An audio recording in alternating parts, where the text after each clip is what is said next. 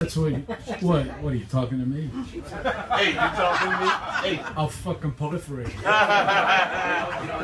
So anyway, we moved to Lancaster, California, and I started there in grade school, and after a year we moved to a place called Tamarack Fair, and it was a little housing development, and that's where Frank lived. And his younger brother Bobby and I became really best friends. So I was over at their house just about every day. And Frank and Bobby shared a bedroom. So Frank was, we were all there, and Frank would be playing guitar, and he was a drummer at the time. And then in high school he had a band called the Blackouts, and I used to drive Frank to the rehearsals, because he couldn't drive for shit. He couldn't drive for shit.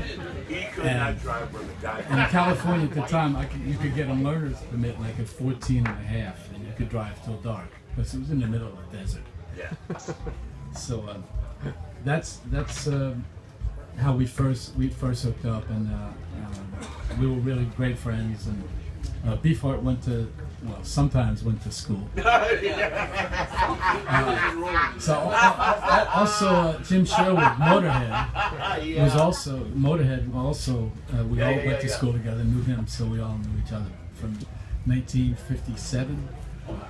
I was only 3. Oh my God! Right. Wow. So anyway, I moved. At the time, I was playing accordion.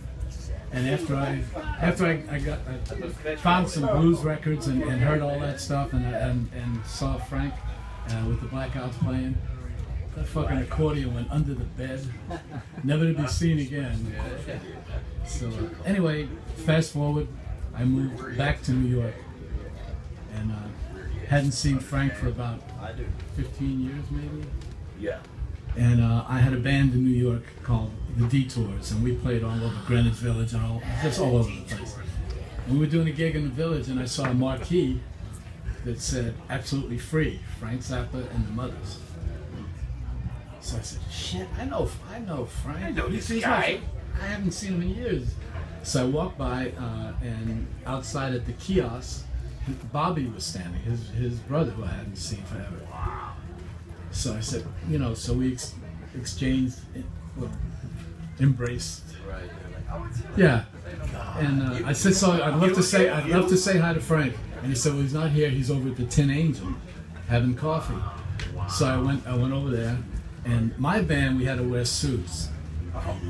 So I didn't even know what the hell the Tin Angel was. So I went into the Tin Angel, and there's Frank with Andy Warhol and Allen Ginsberg.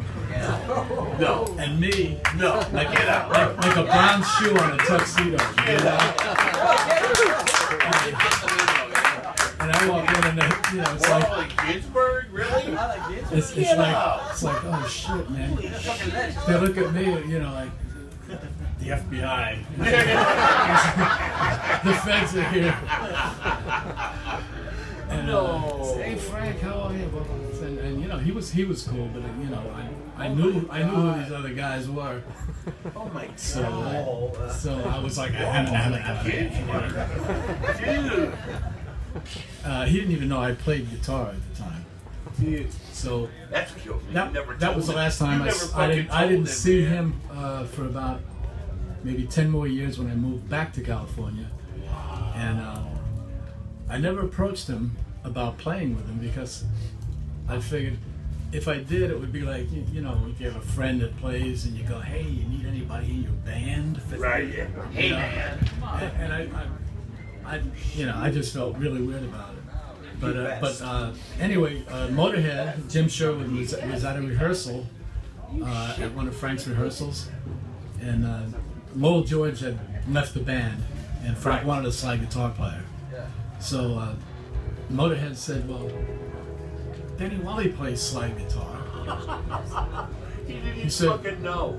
He had no idea. Even know. He said, well, tell him to come to rehearsal tomorrow.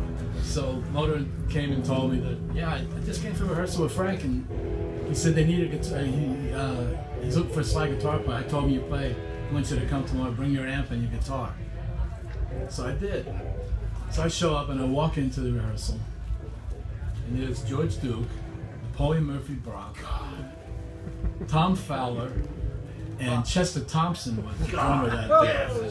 Yes. Frank, and me, the guy with the fucking suit. So I walk out and look around. And so I had my slide. It was tuned. I had it tuned open to open G. And so he said, "Okay, set up your stuff. You know, plug in." And he said,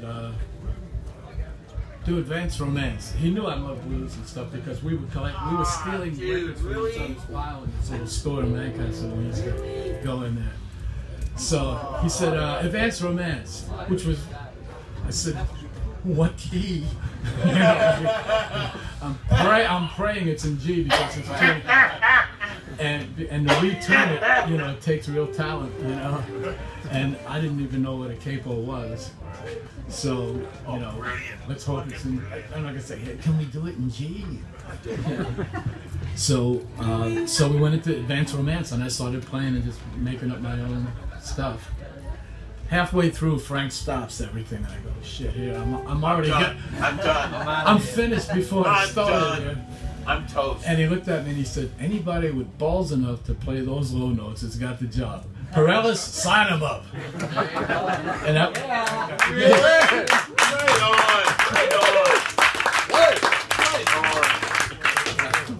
No, I would have to make